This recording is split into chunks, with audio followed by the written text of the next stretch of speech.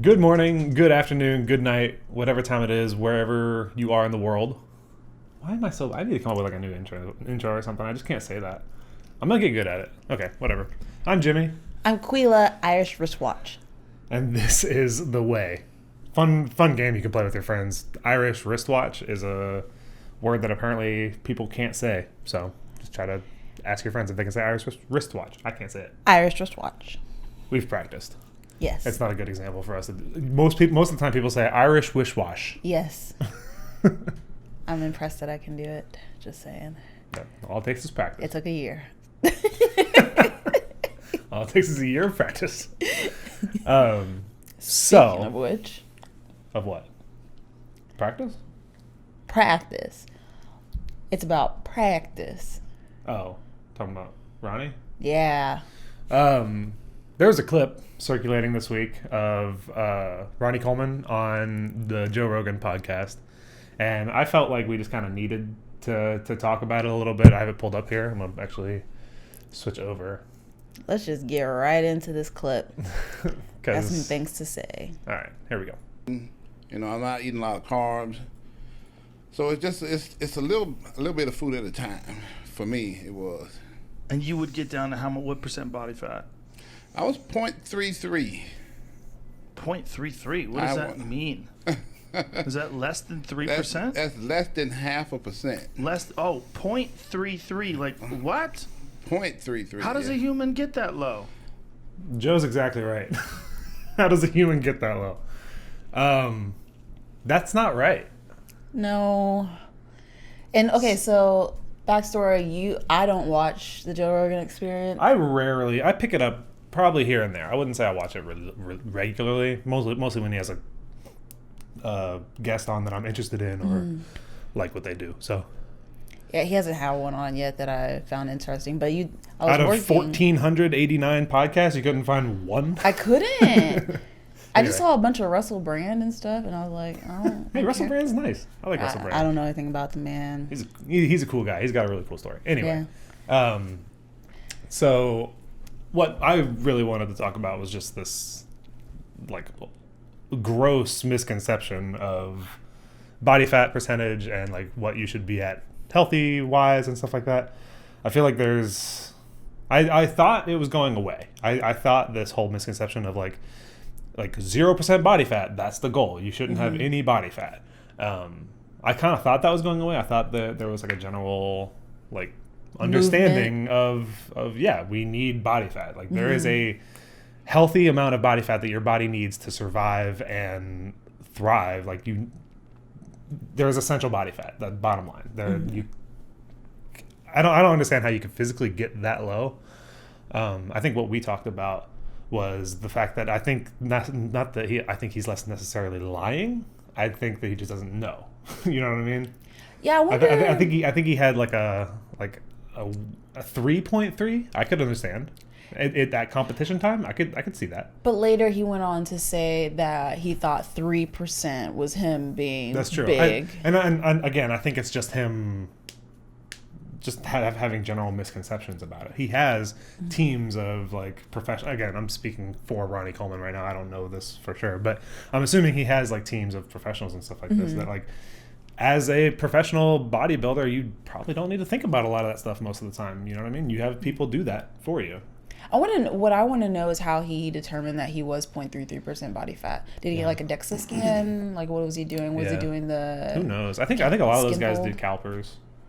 Yeah, because I feel like skinfold, you have to be like, you have to make sure all your metrics are the same. It has to be the same person doing it. You have to do it at the same time of day after you've eaten the same amount of stuff. They have to do it in the precise location that they did last time. Same as Dex scans though.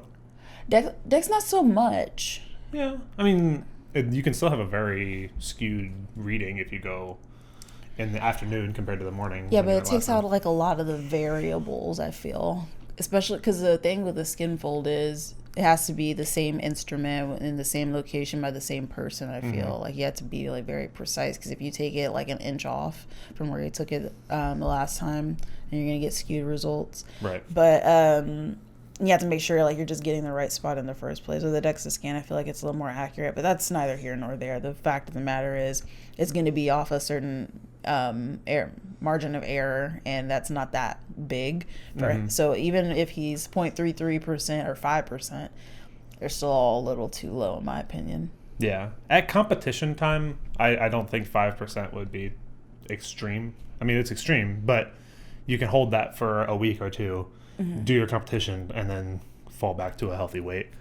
What do you think that says about the whole bodybuilding world? Not just like this Ronnie Coleman thing, but just in general. Because I know last week on our podcast, I was talking about how, I was talking about CrossFit, and I compared it to basketball, and how my qualm is that they're continuously having to be taller and taller and taller, so it just gets impossible to be that tall unless you have like heart conditions and stuff. If that's any indication of what bodybuilding is too, I'm never gonna get there. Exactly. You know what I mean? Like you put the nail on the coffin. In the coffin, you hit the nail on the head. But yeah, that's what I'm getting at. Like, how me as a normal person wanting to bodybuild, how can I ever get there? You know, that's sad. I think the standards should be more realistic, like they were back in the day. I mean, well, to be fair though, do we know the standards? Like, is that the standards for like local bodybuilding competitions? No, I say for local, men are probably going to be more around 5% at the low. I think that's more realistic. 8%. I had a friend who worked at Gold's with me. I want to say he was at 7% when he was at that competition ready. He was at 7 or 6. Do you think he looked unhealthy?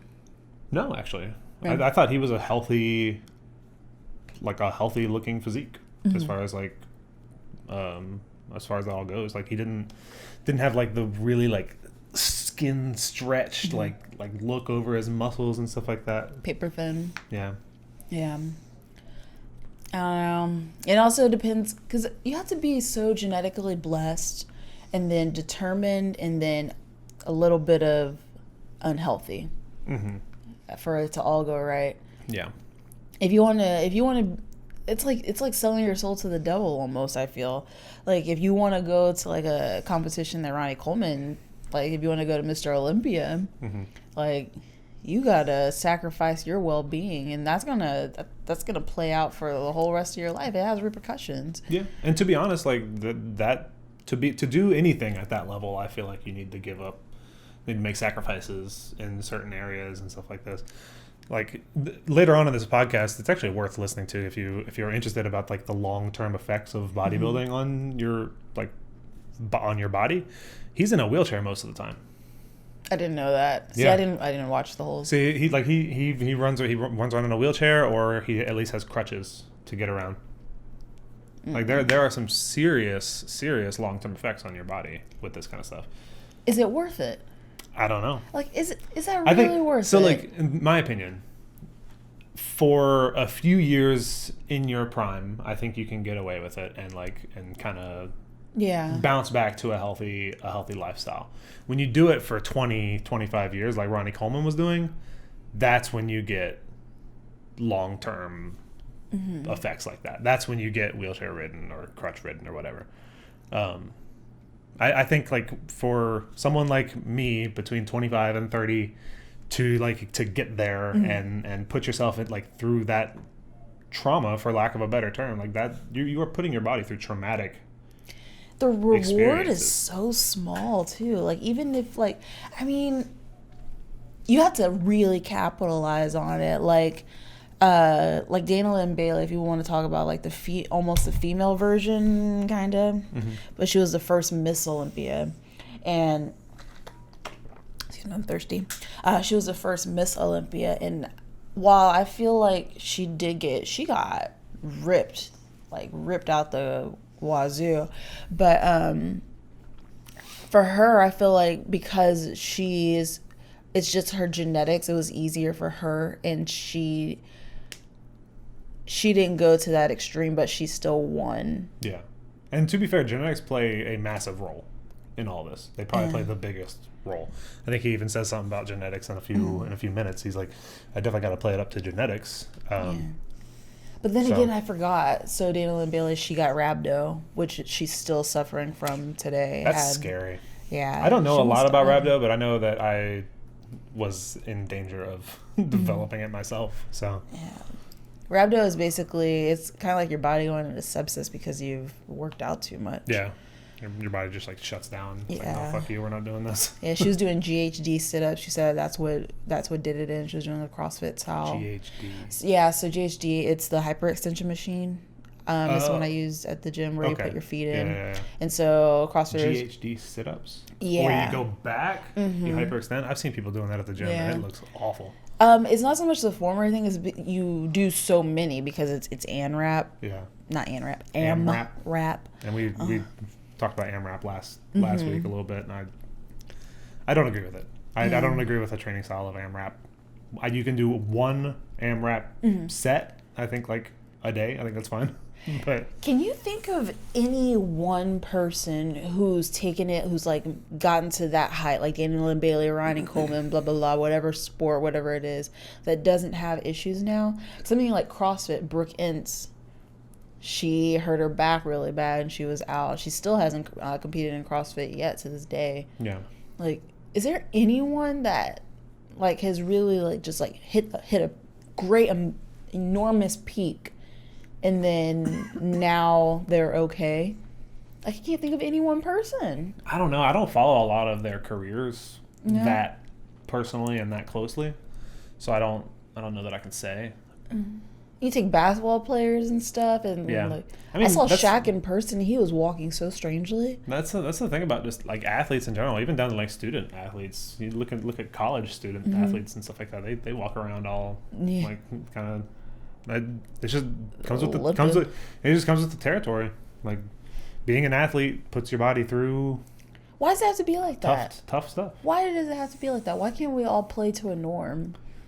And that I mean, just we be can, okay. we can, but And then you don't get anywhere. right. That's If sad. everybody's playing to a norm, then there's no competition.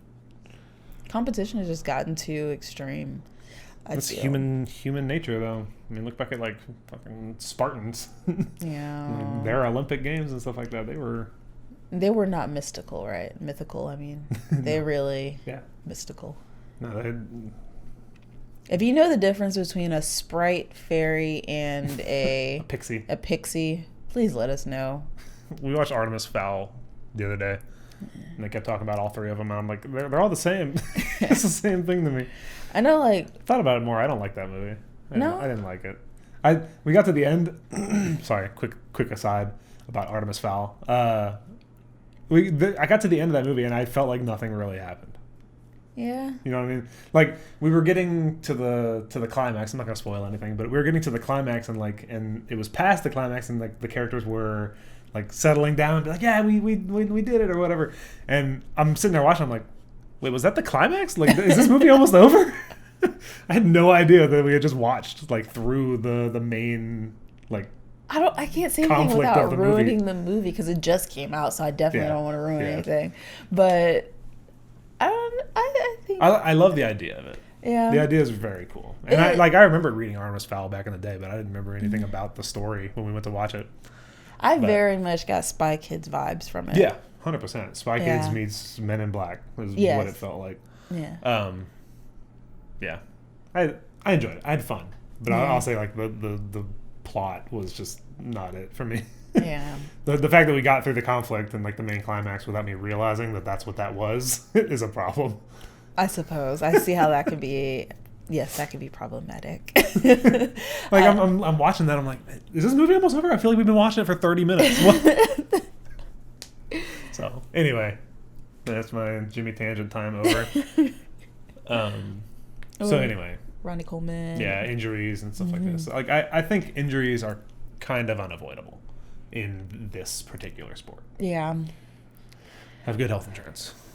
Oh gosh, you learned the hard way. Oh, Tay, tell us Yeah, we about can- your hernia. While we're talking about injuries, Tell us about your hernia. What? Okay, so what are some injuries that a realistic, everyday, normal person? Okay, this is gonna take like 2 minutes, and it's not an aside. It's really just us wanting to reiterate what our channel is about.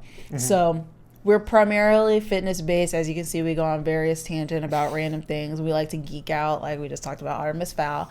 But when it comes down to it, I feel like our podcast is geared toward the normal everyday person who's not trying to be a fitness influencer, who's not trying to look cute for the gram, you know, who wants to just better themselves in life. Mm-hmm. And we might talk about mental things later, but right now it's on the physical portion, the fitness portion of your life. And so I like to think that we're good examples of people who have overcome barriers in our normal lives to succeed in fitness. So with that being said, I guess it was a tangent because I have no idea where I'm going. We were talking about hernias. Yes. So what are some realistic injuries that a normal person could sustain? So your injuries. I mean, like I've had a lot of injuries from lifting specifically, strained muscles, pulled muscles, stuff like that. And not all that I think can be expected. Like the first day you walk into the gym, you can expect to probably get some kind of a pulled muscle or something like that eventually. That just comes with the territory. But my biggest injury and like surgery that I had to go through was my hernia surgery. And that was last September. Had my surgery, but I'd been dealing with the pain from it for probably a year and a half before I really like got to like looking into it. So like I had this pain just below my abdomen, right above my groin, below my abdomen. It's called an inguinal hernia. Had a pain going on there for a little while, and like it wouldn't get bad unless I was out walking around or like went for a hike or something like that. It would get like it would pinch towards the end of it. But last summer I was volunteering at a con here in Austin, and I was standing all day, every day for like 3 days was the con. And on the second day, around like the middle of the day, I was like keeling over in pain, and I had to tell my like supervisor or whatever you want to call him. I was like, hey man, I need to go see a doctor. I was like, I don't know what's going on. I've had this pain for a while, but like I'm about to fall on the ground in pain. And he goes, absolutely, go do what you gotta do. And went, and turns out it was a hernia. And he goes, that pain you're feeling is your organs trying to push through that hole.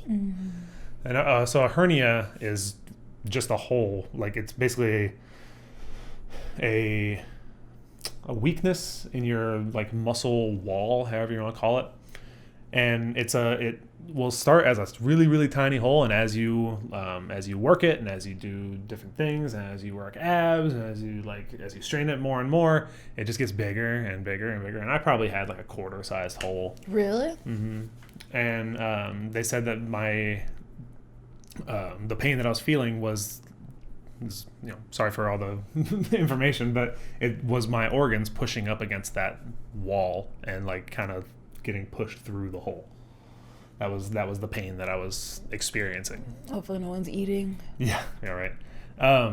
So it was extremely painful, but the surgery was fairly quick, and like my recovery was fairly quick as well. Like I don't know.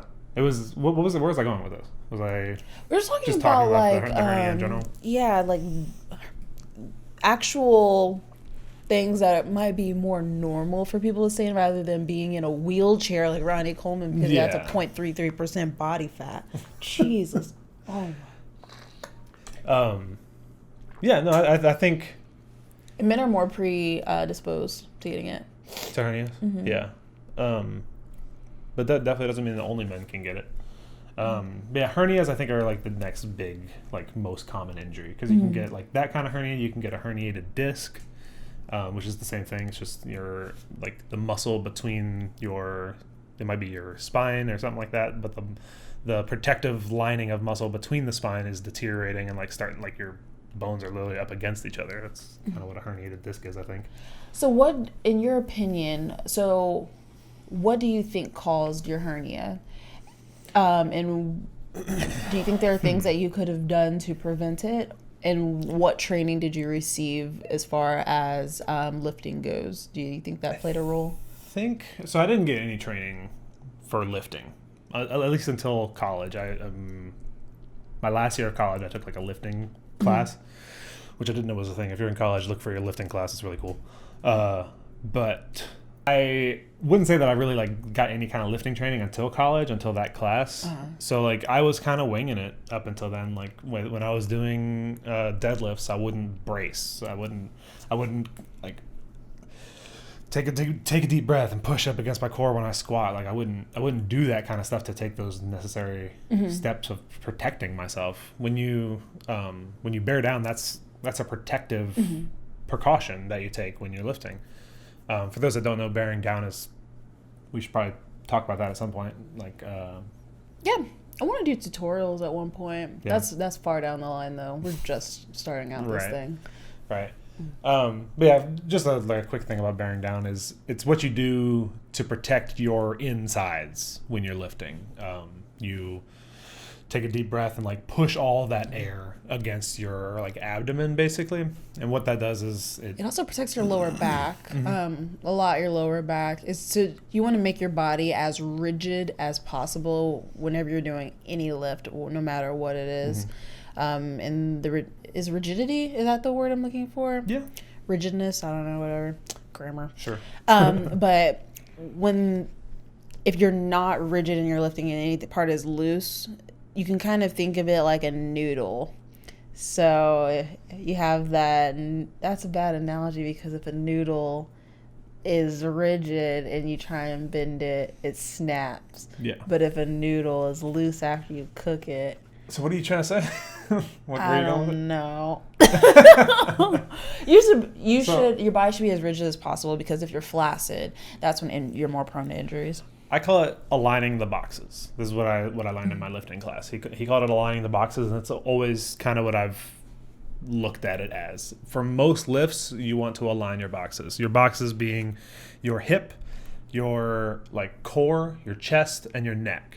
And when you bear down, you're essentially making sure that all four of those things are in line. If you're this is gonna be a visual part a little bit, but if you're coming down on your lift and your neck comes like this, you're putting yourself at risk for injury because you're straining your neck at a different way than you need to be for that lift. And so that's the way that I put it. It's your body always needs to be in line from head to toe. No. Not head to toe, head to hips. Yes, that's correct. Because when you're doing a squat, depending on if you're doing low bar or high bar, but your neck needs to be in line. And it varies from lift to lift, but I'd say for the most part, like almost every lift, you need to have your boxes aligned. So, but that can be like a totally another podcast or video even where we break down a little bit of form.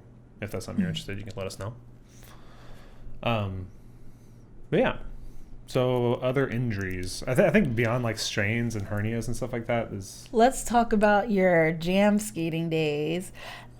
Where's that come from? I feel like that's when you got your most injuries. And this is just more for my funsies, because I like hearing about those days. But you got a concussion or something you landed on your head, right? That was recent.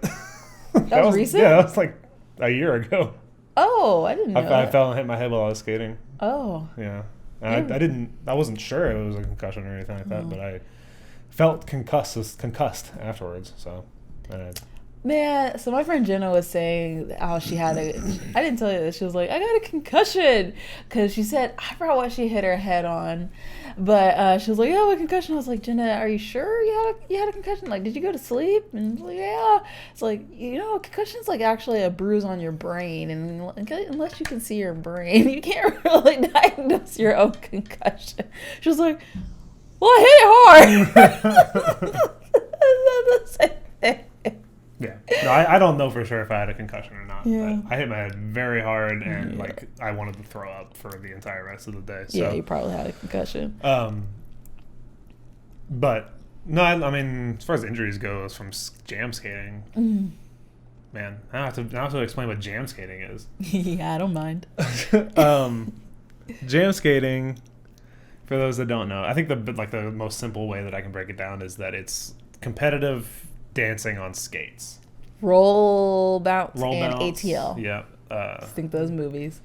See, like that's not even a good example though. No. Yeah, because that's like That's a different area of the country. Like they got different styles there. But it's still the same thing, dancing on skates. It's to get a visual. Yeah. It's a good visual, but it's not at all what we did. No. No. Oh. Ours was more like akin to like b-boy style hip hop dancing and stuff like that, and theirs is more about footwork and things like that. But Injuries, jam skating. I didn't get a lot of injuries doing that. I think broke my wrist, like / thing. pinky thing. I just have a lot of injuries in general. Yeah. Like I busted my ankle up. I broke my arm. Collarbone When I got into an accident. My pinky, my wrist. What else? Ankle. I said that. Busted my ankle up. Because I still don't know if it was broken or not, but. I don't know. Yeah, that's probably it. I am not injury prone. I throw myself. What did I do yesterday? I was doing I don't know the yoga pose, but when I did the backward thing. If you look on our Instagram, there's a photo of her. Was it on a story or was it on? No, it's on our feed. On our feed. Uh-huh. So she's doing like the back bend thing, but the tutorial of it. I'm sitting on the couch and she's like, "Can you run me through the cues for this? I don't know. I don't want to look at it and have to do it at the same time." I'm like, "Of course." There's this girl standing in like a doorway, and she puts her hands back over her head to the wall behind her, and like slowly like gets her way down the wall and is going down into doing a back bend with her like face up against the wall basically. And I'm like, yeah, so just put your hands back, put your hands down, just keep going down. And I'm looking at her doing this, and she's like slowly sliding down the wall. I'm like, you are gonna fall and smash your face, girl. I have no fear factor. If I'm gonna die, I'm gonna die. You know, I'm not gonna like restrict myself in anything I do. And you didn't think twice about what you were doing. Like, nope. Like had I not been there, you wouldn't have got out. Like I would have. It probably would have hurt. You would just fell over. Every time I try and learn how to. So I'm trying to learn how to do a headstand. And obviously, I mean, me and Jimmy, we don't live together yet, and I'm not gonna come over to his house every time I need a headstand. I'm very independent, so. I put a mat down and then I do it up against my couch so that when my legs go over, I just land on my couch. And I started to think, because it kind of hits my back in the middle, like what if I literally just snap my back in half one day? I'll probably be dead from doing a headstand. Don't do that. And you won't know until you're like, Quila, and you have to come over and then I'm just dead. And then Georgie's eating my insides. How long do you think it would be before I came over? I missed dinner. I'm here. Hungry. Be like a little week or two later, like, what happened to Quila? Time to do the podcast. Okay. Anyway, no. I'm not prone to injuries. But what is it called? Not pinched. Nerve. I had a hip impingement. That was one thing. And I know exactly what caused that. My lack of stretching. Yeah. I was a knucklehead. I was a little stupido. Yeah. Oh, man, while we're on that topic, that's important to talk about when we're talking about injuries and stuff like that. Stretch, please. Stretch. It's so important. Not only for like recovery and stuff like that, but for building muscle. Like that's part of the process of building muscle is breaking down the muscle, is stretching it to recover, and like that. It's important for building muscle too. I don't know. I feel like I have to tell people that. Like I have to tell meatheads that like you have to stretch to build muscle, and they're like, oh. And warm up. Your body needs to be warm before you do these big movements. Yeah. I don't know why I just like took that for granted. Like I could just go in there and I could start squatting. We were young. Like we could do that then, kind of. Like that's why I got it. But you can get away with doing that at the time. Yeah. So. But long story short, that's why I got a hip impingement on my right hip, so I can no longer back squat. I think I got it from doing leg press. I don't do leg press anymore. It's not worth the risk to me. But I couldn't do a back squat for about a year. I was solely doing front squats, which I got really good at, so that was awesome. But I couldn't do back squats, something that I needed to do. And I was like, oh my God, I'm never going to be able to be an actual bodybuilder, because that's how I got to build my legs, even though I know that front squat is where you're going to build your quads. But what about my hamstrings? And oh my God, I'm not going to look cool in the gym because I can't back squat. And then learned that I had some issues. I still have things that I'm working on. I think my psoas is much more loose. I don't think that's a problem at all anymore. Psoas is the muscle that connects your hip to your leg. Mm-hmm. If anything, I think that's the most important muscle. That and your IT band. It's one of the biggest ligaments in your leg. He knows what he's talking about when it comes to this, by the way. I got my NASM cert 3-4 years ago, and I let it expire. He just got his, and he studied different than me. He studied so that he would retain this information. I studied it to take the test. To be honest, though, like I have forgotten a lot of it. I haven't looked at it in weeks. Today I found myself going, what does OPT stand for? What is that? That's what the entire program is built off of, is the OPT model. Operational Performance Theorem, but I don't know. Dude, I don't remember. I seriously can't tell you. Yeah, but... Optimum Performance Training. Yes, that's correct. That sounds so accurate. But I don't know, though. That might even be wrong. That sounds right. All your book is right there. Okay. And I have the page even bookmarked. Now I have to OTP know. model. Oh, see, it's OTP, not even OPT. Oh, no, it's OPT. I just wrote it wrong. What is the OPT model? It doesn't say. Well, that book is not helpful. Really? Google would be faster. But we digress. Yeah, right. So my psoas was an issue. I think I've now fixed that. But what I'm working on now are my glutes. I was just never one of those girls that cared about my glutes. There's this one chick, I actually complimented her on her butt in the gym because it just looked unreal. I went up to her and I was like, your butt looks great. She's like, oh, thank you. I was like, is it real? That's rude. I had to know. She was like, yeah, it's real. And I was like, how? Like, I was thinking to myself, like, what do I got to do? And then I started to notice her because she has this very distinct gym bag. Like, I didn't really look at her in the face. I just know what her butt looks like in her gym bag.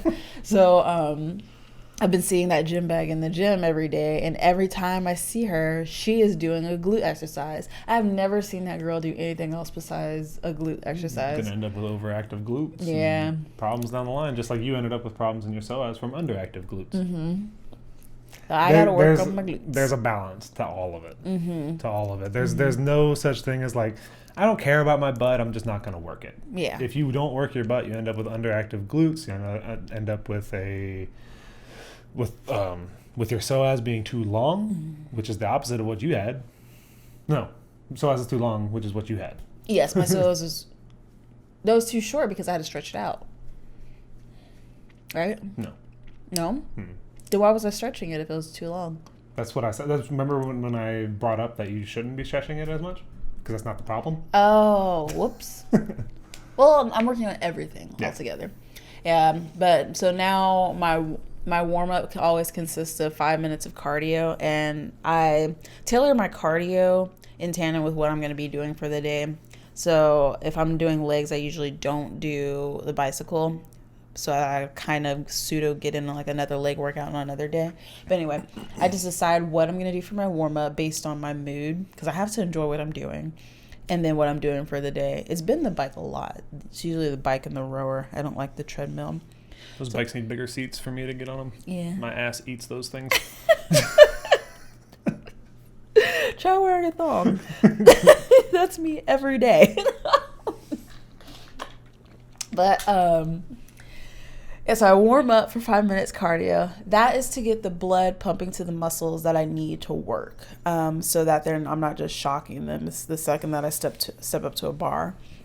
And then 2, on back day and leg day, I warm up my glutes, and that consists of, I do 20 bridges, which is body weight bridges, on the ground, and then I do monster walks. I walk a certain distance and I go back, and then I do. Would you walk around like this? No. A monster walk is when you take a resistance band, you put it around your legs, and you walk out front to back. So you take one leg, put it out far to the right and to the front, and then you repeat with the other leg, and then when you get to your destination, you just go back and you repeat that. I hope that was a good explanation. I'm sounding like it in my head. You're just warming up your abductors. Yes. The outsides of your hips. I have a great way to remember the difference between abductor and adductor. This is how I remember it now. So abductor are your external ones. Abductor and adductor are on your legs. Rotation. Yeah, rotation of your legs. So abductor refers to moving your legs out towards your butt. Abductor Has for a B. a butt. Abductor, a butt. That's one. Then you're gonna have. I don't know how I'm gonna explain this without. Just say it. I gotta censor myself. I can't say that word. Why? I don't want to. Okay. So, adductor is moving it towards your dong. Oh, there you go. So internally, so adductor. The dong's worse. A dong. You can think of a bell. Dong. We gotta be like friendly to at least like 14-year-olds, and obviously I've not dropped like kids. 4 F-bombs this podcast. Man, what kid doesn't use the F-bomb? True. I was cussing at like 3. That explains so many things. It does. It does. Anyway, abductor and adductor. So I do monster walks for a certain distance, and then I do side lateral walks and go back for a certain distance, and then I do tempo squats with the band still on my quads. Just so above your knees. yes, just above my knees, and I go slow. I go down for about a 3 count. I hold for about a 2 count, and then I come back out for a 3 count. So I do a 3-2-3 tempo. And the reason for that is because when I'm squatting, I have a issue with bouncing out of the hole and not coming out of the hole controlled. So I'm really working on that. And so and I also have a butt wink. And so the reason why I have a butt wink is because my body is not accustomed nor anatomically built, but that's too long for this segment of our podcast to go into. But essentially I'm working on that for my butt wink, and because I bounce out of the hole. So I need more control down there. Keeping the bands on, it keeps my knees from caving in. It also keeps my mind concentrated on my glutes. So it's all about glute activation, putting the mind muscle connection between my mind and my glutes. So that when I'm squatting, my glutes are tight, so I'm not bouncing out of the hole and I have more control. So I do that, and then I watched this video from this dude, and he talked about ankle mobility and dorsiflexion. He says it wrong. He says dorsiflexion. It's dorsiflexion, and it's hypertrophy, not hypertrophy. Anyway, I used to say hypertrophy, so I can't say much there. it's hypertrophy. So I warm up my my ankles so that I can have more control as well in my squat. Just And range. Yeah, and range of motion. It's all about range of motion. I think like the ankle is more about the range and not. That's actually very true. Because if you don't have that range of motion in your ankles when you're going down, it forces your knees either in or out, which is not what you need. Or you're sacrificing your hips too. You're gonna make up for that movement somewhere else. So. Exactly, 100%.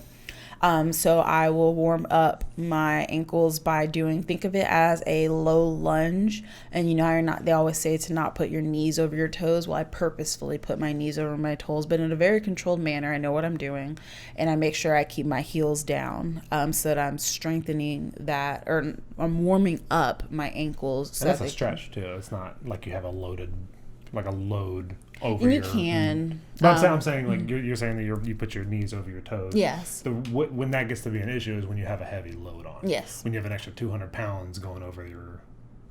Very straining your knee. So. Yeah. So I'm not doing an actual lunge. I'm doing a stretch. Yeah. Yes. 100%. So there's things like that to keep in mind, so that when you're working out optimally, and you're working out issue and injury free. But yeah, those are things I'm working on, and I no longer have that pinch. I don't have that sensation there where we're not, because I would get it when I was in the hole. And what the hole refers to is you have your eccentric and your concentric movements. So in a squat, you come down And my issue was I started to feel that pinch when I got just at parallel and I started to go below parallel. And the reason why I go below parallel is because I do powerlifting style of training. And when you're being judged at a powerlifting meet, you have to be just, your hip has to be below, the crease of your hip has to be below your knee. So you do have to go below parallel. So that's why I practice it that way. I didn't know that. Mm-hmm. So I would start to feel that pinch in my right hip, right in the front, the interior part, pretty much dead center. And everything that I've been doing now has eradicated that issue. That's really the only issue I had. Sometimes I get a little pinch in between my shoulder blades, but not too much. But moral of the story is warm up and stretch. Take care of your body. Lifting is about so much more than just getting in there and throwing weight around. Take your mind off the numbers. Yeah, 100%. Yeah, very much so. And just be safe. Do a warm up. Look up if you're doing legs that day, look up some kind of a leg mobility warm up. Mm-hmm. Get some blood flowing into your hips and your ankles and legs. So it's important. It's really important. Yes. So. And don't get to 0.33% body fat. Let's not let this affect our movement. I like all these women posting on Instagram talking about like grabbing their fat and stuff. I love it. Keep doing that. Stop being paper thin. Stop being rail thin. Yeah. Stop putting yourself in dangerous situations when you don't really need to be there. Let's bring competition to a more realistic standard. I don't know if competitions are going to budge. I think competitions are probably going to stay where they're at. That's sad. But I think we can change the image of what a healthy body is. Mm-hmm. Because it's not a body at 10%, 8%, 7% body fat. That's looks good, but it's not healthy or what's the word? I'm not attainable is not the word I'm looking for, but like it's just not realistic. Longevity. You can't keep that up. Yeah. So. And before we close out this episode, in 2 days, it is Jimmy and I's 1 year anniversary. That's 366 days actually, because it's she tried to convince me that tomorrow was our anniversary instead. I was like, that's not how this works. So in honor of it being, I see YouTubers do this. I want to do it because I want to feel cool. In honor of it being our 1 year anniversary, we would like to get 100 subscribers. Wow. Nothing like reaching too high. 100 is so low. I want our own domain. That's why I want it. You want the URL, custom URL? Mm-hmm. I want our own domain. So help us get to 100 subscribers. That would be awesome. If you found this video helpful or just plain old funny, go ahead and subscribe, please. I don't know where the button is. I'm going to be on this side, so I mean, it's right there. I don't think that's right. I think it's over here. Oh, it's somewhere down there. It's right there. Oh, okay. Thank you guys. Subscribe. Thank you guys for tuning in, listening to us this week. And we'll talk to you next week. Aloha. Bye.